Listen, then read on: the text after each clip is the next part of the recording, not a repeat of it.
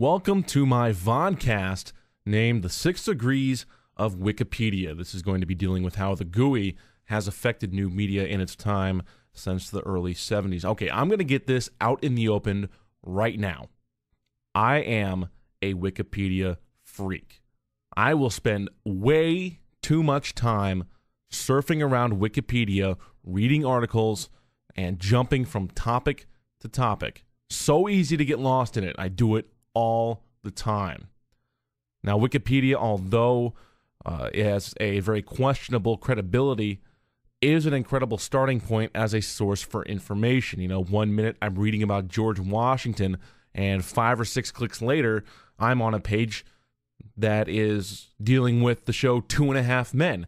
And I didn't even type anything in regarding 2.5 Men. I just ended up clicking, and somehow it led me to that page. Now, Manovich, in his book, The Language of New Media, discusses how the graphical user interface has been modeled on computers to resemble real life, just only compressed into images. Like how you have a trash bin and a filing system in your computer that's similar to the tangible trash bin and the similar filing cabinets that you have in your office. Now, using this concept, Wikipedia can be viewed as a library in your computer. It's very similar to your local library. The interface of Wikipedia allows for quick searching and research, not to mention the ability to integrate your own thoughts into the article by allowing you to edit each article, but that's neither here nor there.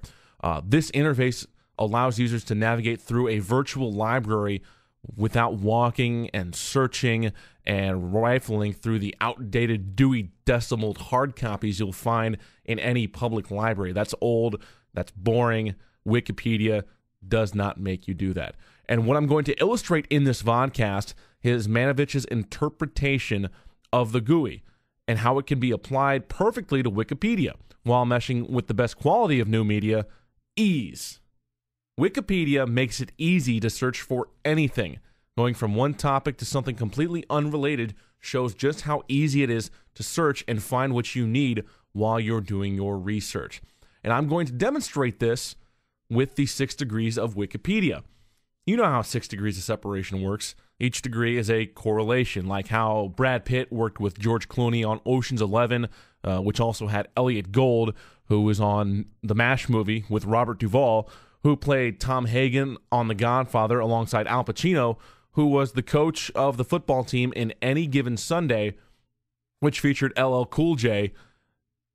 And you can see there how I just connected Brad Pitt and LL Cool J in 6, quote, degrees. Now, I'm going to do this with Wikipedia. Since we just mentioned the MASH movie, let's start there. We'll just click away, see where we end up. If we move down near the middle of this MASH page, you will see that the plot line moves to the football game that is played in this movie. It's a very interesting movie. You should go out and see it sometime or rent it, Netflix it, whatever. The football game in this movie is played with a rivaling MASH unit. And also the people in this MASH unit, the 4077th, recruit a character named Spear Chucker Jones, who fictionally, of course, played for the San Francisco 49ers. Since we see that, let's click on the San Francisco 49ers. Now here we are at the 49ers page.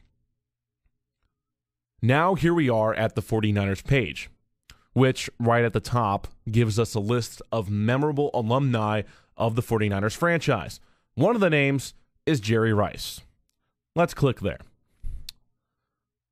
Now here we are on Jerry Rice's page. Now, Rice is one of the top receivers in football history, but since his football career ended, Rice has been very active on the TV circuit. So as we move down this Wikipedia page, we see his resume of TV appearances. And in reading this article, we find out that Rice was on Dancing with the Stars. Let's click on Dancing with the Stars. Now, Dancing with the Stars is a very popular TV show. I'm not a big fan of it. I think it's kind of boring, but very interesting Wikipedia page because it has the complete history of all the seasons since 2005. And in reading this article, we find a list in the middle of the page here of the first, second, and third place finishers throughout all of the 7 seasons. Now we see that Joey Fatone finished second in season 4. Let's click on Joey Fatone's name. See how interesting and outlandish this is getting? We started at the MASH movie, now we're at Joey Fatone, and we'll see where we end up here in just a few moments. Now that Joey Fatone's page is loaded here, he's previously a member of the boy band NSYNC, also has been very active on television, appearing on many shows, one of which was Robot Chicken, where he appeared as himself in the 15-minute claymation cartoon show. Let's click on Robot Chicken, and here we are. The end of our 6 degrees of Wikipedia.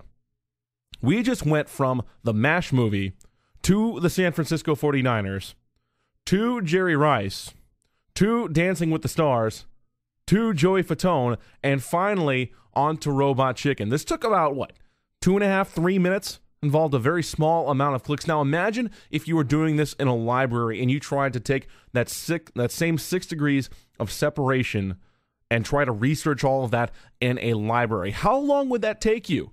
That would take you hours, maybe days, if you're particularly slow in research. In a library, this sort of thing would take you forever. But we were able to do that going from the MASH movie to Robot Chicken in a matter of minutes. In a matter of a number of small amount of clicks. That is so intriguing. And this is an example of Manovich's interpretation of the GUI.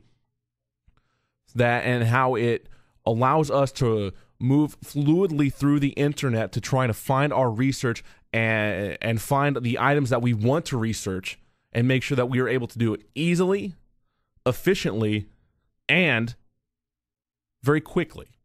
This concludes my vodcast on the 6 degrees of Wikipedia, and that's the way the cookie crumbles. Goodbye now.